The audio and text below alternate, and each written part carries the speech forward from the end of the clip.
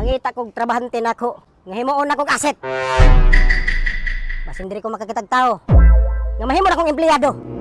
Para ang iyang trabaho, ipanglistara niya ang mga kusubukaon og siya.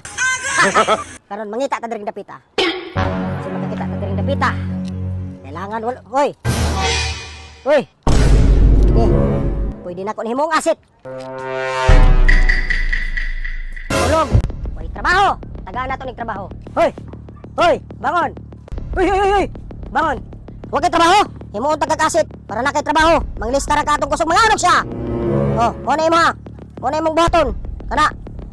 O ka ba mo na imong primero sahod? Oh shit. Oh.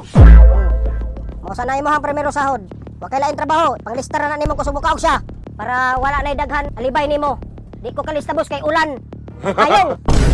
Kay payong imo na isyu na ko na si mo payong. Isyu na ko na. Buklada. Oh, buklada. Oh shit. Oh. Na, imo na na. Mora to. Wa kay lain trabaho. Kundi ilista ra nimo ang kusog mga anak siya. Mora to. Ayo sa imong trabaho. Kita na ko kasit mga idol. Bantay mo kana kusog mga anak siya ko. Oh, sawarma. What? Tapos paluapan dayon og ko. Aw. Mga idol.